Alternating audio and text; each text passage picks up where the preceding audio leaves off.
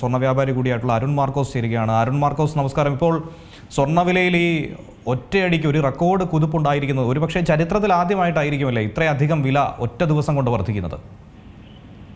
അതെ, ചരിത്രത്തിൽ സ്വർണ്ണവിലയുടെ ചരിത്രത്തിൽ ആദ്യമായിട്ടാണ് 1275 രൂപ ഒരു ഗ്രാമിന് വർദ്ധിക്കുന്ന തരത്തിലേക്ക് സ്വർണ്ണവിലയിൽ ഒരു വലിയൊരു മാറ്റമുണ്ടായിരിക്കുന്നു.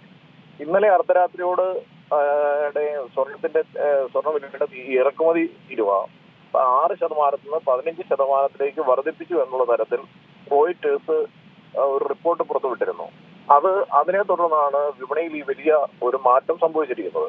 കഴിഞ്ഞ ദിവസം തന്നെ ഇന്ത്യയുടെ പ്രധാനമന്ത്രി പറഞ്ഞിരുന്നു, ഒരു വർഷത്തേക്ക് ആളുകൾ സ്വർണം വാങ്ങുന്നതിൽ നിന്ന് വിട്ടുനിൽക്കണമെന്നും ഉള്ള തരത്തിൽ ഒരു പ്രസ്താവന പ്രധാനമന്ത്രി നരേന്ദ്രമോദിയുടെ ഭാഗത്തുനിന്നുണ്ടാവുകയും ചെയ്യുന്നു. ഇതിനെയൊക്കെ കൂട്ടി വായിക്കുമ്പോൾ സ്വർണ്ണ വ്യാപാര മേഖലയെ ഇത് വലിയ തോതിൽ പ്രതികൂലമായി ബാധിക്കുമെന്നുള്ള കാര്യത്തിൽ യാതൊരു സംശയവുമില്ല.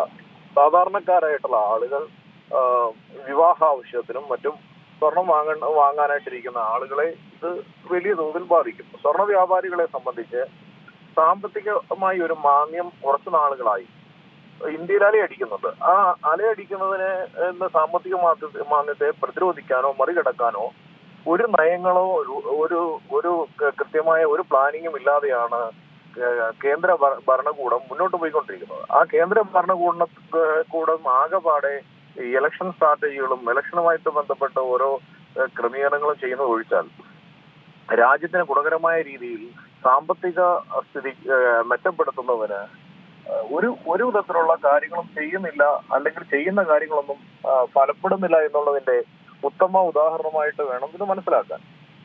ഈ പ്രത്യേകിച്ചും ഇറാൻ അമേരിക്ക യുദ്ധം ആരംഭിച്ചപ്പോൾ മുതൽ തന്നെ കൃത്യമായി സ്വർണ്ണ വില കുറയുന്ന ഒരു സ്ഥിതിവിശേഷമായിരുന്നു ഉണ്ടായിരുന്നത്. കാരണം ക്രൂഡ് ഓയിൽ വില കൃത്യമായി വർധനവ് ഉണ്ടാകുന്നുണ്ട്. ഇറാനിൽ നിന്നാണ് ഭൂരിഭാഗം പ്രദേശങ്ങളിലേക്കും ക്രൂഡ് ഓയിൽ കയറ്റുമതി ചെയ്യുന്നതുമായിട്ട് ബന്ധപ്പെട്ടാണ് ഈ പ്രശ്നങ്ങൾ വിളിക്കുന്നത്. അപ്പോൾ ഇങ്ങനെ ഒരു വില വർധന ഉണ്ടാകുമ്പോൾ സാധാരണക്കാരായിട്ടുള്ള ആളുകൾ വലിയൊരു പ്രതിസന്ധിയിലേക്ക് എത്തും.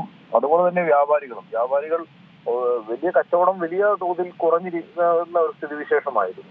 അവിടുന്ന് വില കുറഞ്ഞ് നിൽക്കുമ്പോൾ ആളുകൾ സാധാരണക്കാരായിട്ടുള്ള ആളുകൾ ചെറിയ സാധനങ്ങളാണെങ്കിലും വാങ്ങണം എന്നുള്ള ആഗ്രഹത്തിൽ എത്തിക്കൊണ്ടിരുന്ന ഒരു തരത്തിൽ നിന്നും പെട്ടെന്ന് ഈ തരത്തിലേക്ക് ഒരു വില വർധന ഉണ്ടായപ്പോൾ അതിനെ ഈ സമയത്ത് എങ്ങനെ സ്വർണം വാങ്ങും എന്നുള്ള തരത്തിൽ ഇനി ആളുകൾ മാറി ചിന്തിക്കുന്ന ഒരു സ്ഥിതിവിശേഷം ഉണ്ടാകും. ഇപ്പൊ ഈ പ്രധാനമന്ത്രി പറഞ്ഞ പോലെ ഒരു വർഷം വരെ സ്വർണം വാങ്ങാതെ ഇരിക്കുന്ന ഒരു തരത്തിലേക്ക് ആളുകൾ മാറി ചിന്തിക്കുന്ന ഒരു സ്ഥിതിയും കൂടെ ഇതിനിടയ്ക്ക് ഉണ്ടായാൽ സ്വർണ്ണ വ്യാപാര മേഖല തകർന്നടിയും. അത് ഇന്ത്യയിലെ സാമ്പത്തിക സ്ഥിതിയിൽ തന്നെ വലിയ വ്യതിയാനങ്ങളുണ്ടാകും. അപ്പോ ഇന്ത്യയുടെ രൂപയുടെ മൂല്യവും ഗണ്യമായി ഇടിയുന്ന ഒരു സാഹചര്യം ഉണ്ടായിട്ടുണ്ട് എന്നാണ് ഞാൻ മനസ്സിലാക്കുന്നത്. ഇതെല്ലാം കൂട്ടി വായിക്കുമ്പോൾ ശരിക്കും മുൻകാലങ്ങളിലുണ്ടായ ഇതിന് സമാനമായ ഒരു സാമ്പത്തിക മാന്ദ്യം ആഗോളതലത്തിൽ അലയടിക്കുന്നുണ്ട്. അത് മുൻകാലത്ത് സാമ്പത്തിക മാന്ദ്യം ഉണ്ടായപ്പോൾ മൻമോഹൻ സിംഗ് സർക്കാരായിരുന്നു. അദ്ദേഹം ഇന്ത്യയിൽ അത് വലിയ തോതിൽ ബാധിക്കാത്ത തരത്തിൽ ഒക്കെ കാര്യങ്ങൾ ക്രമീകരിച്ച് കൊണ്ടുപോയ ഒരു സ്ഥിതിവിശേഷമുണ്ട്. പക്ഷെ അതിൽ നിന്ന് വ്യത്യസ്തമായി ഇത് ക്ലിയർ കട്ടായിട്ട് ഇന്ത്യയെയും ഈ സാമ്പത്തിക മാന്ദ്യം ബാധിച്ചു തുടങ്ങി. അത് കേന്ദ്ര സർക്കാരും മനസ്സിലാക്കി തുടങ്ങിയിട്ടുണ്ട്. സാധാരണക്കാരുള്ള വ്യാപാരികൾ ഇത് മനസ്സിലാക്കാൻ തുടങ്ങിയിട്ട് ഒരു വർഷത്തിലധികമായി. പക്ഷേ നമ്മളുടെ അധികാരികൾ ഇതൊക്കെ മനസ്സിലാക്കി വരുന്നേ ഉള്ളൂ എന്നാണ് നമ്മൾ മനസ്സിലാക്കേണ്ടത്. ഇത് വലിയ പ്രത്യാഘാതങ്ങളിലേക്ക് കൊണ്ടുചെന്നെത്തിക്കും. സ്വർണ്ണവിലയിൽ ഇത്തരത്തിലൊരു വർധന ഉണ്ടാകുമ്പോൾ ജനങ്ങളെ സംബന്ധിച്ചൊരു ആശങ്ക ഉണ്ടാകില്ലേ? അപ്പോൾ ജനങ്ങൾക്ക് സ്വർണത്തിനോടുള്ള ഒരു താല്പര്യം കുറയും എന്ന് നമുക്ക് പ്രതീക്ഷിക്കാൻ കഴിയുമോ? പ്രത്യേകിച്ച് സ്വർണ്ണവില ഇത്രയധികം ഉയർന്നു നിൽക്കുന്നു, വലിയ തോതിൽ തന്നെ പണം നൽകേണ്ടി വരുന്നു. അങ്ങനെ വരുമ്പോൾ സ്വർണ്ണമല്ലാതെ മറ്റ് ലോഹം എന്ന രീതിയിലേക്ക് ജനങ്ങൾ മാറി ചിന്തിച്ചാൽ സ്വർണ്ണത്തിന് പ്രിയം കുറയുന്ന ഒരു സാഹചര്യം ഉണ്ടാകുമോ? സ്വർണ്ണത്തിന് ഡിമാൻഡ് കുറയാനുള്ള സാധ്യതയുണ്ടോ? അത്തരത്തിലുള്ള പല ചോദ്യങ്ങളും ഇപ്പോൾ ഉയരുന്നുണ്ട്. അതിനെന്തെങ്കിലും യാഥാർത്ഥ്യമുണ്ടോ അത്തരത്തിൽ സ്വർണ്ണത്തിന്റെ ഡിമാൻഡ് കുറയുന്ന രീതിയിൽ? സ്വർണത്തിന്റെ ഡിമാൻഡ് കുറയുക എന്ന് പറയുന്നത് സ്വർണ്ണ ഒരു ആഭരണമായിട്ട് മാത്രമല്ല സ്വർണത്തിന് ഉപയോഗമുള്ളത്. സ്വർണം ആഭരണമായിട്ട് ഉപയോഗിക്കുന്നത് ഇതിന്റെ ഒരു വശം മാത്രമാണ്. സ്വർണം എപ്പോഴും ആളുകൾക്ക് ഏത് സമയത്തും എത്രയും പെട്ടെന്ന് പണമാക്കി മാറ്റാൻ പറ്റുന്ന ഒരു അസറ്റാണ്. എപ്പോഴും വില വർധനവ് തന്നെ സ്വർണ്ണവില ഒരു പരിധിയിൽ താഴേക്ക് കുറയുന്ന ഒരു സ്ഥിതി ഒരു സമയത്തും കാണാത്ത ഒരു ലോഹമാണ്. എപ്പോഴും വില കൂടുന്നതാണ്. ആളുകൾക്ക് ഏത് സമയവും പണമാക്കാൻ പറ്റുന്ന ഒരു വസ്തു ആയതുകൊണ്ട് ഒരു കാരണവശാലും സ്വർണത്തിന്റെ പ്രിയം കുറയില്ല.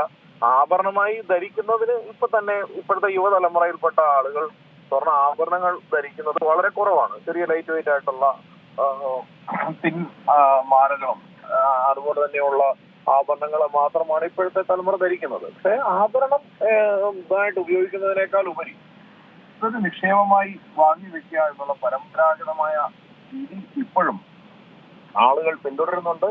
ആ പിന്തുടരുന്ന രീതിക്ക് വലിയ ഒരു മാറ്റം ഉണ്ടാവാൻ സാധ്യതയില്ല. പക്ഷെ കുറച്ച് കാലങ്ങൾക്ക് ശേഷം ഇത് എല്ലാ കാലത്തും ഒരുപോലെ ആവണമെന്നില്ലല്ലോ.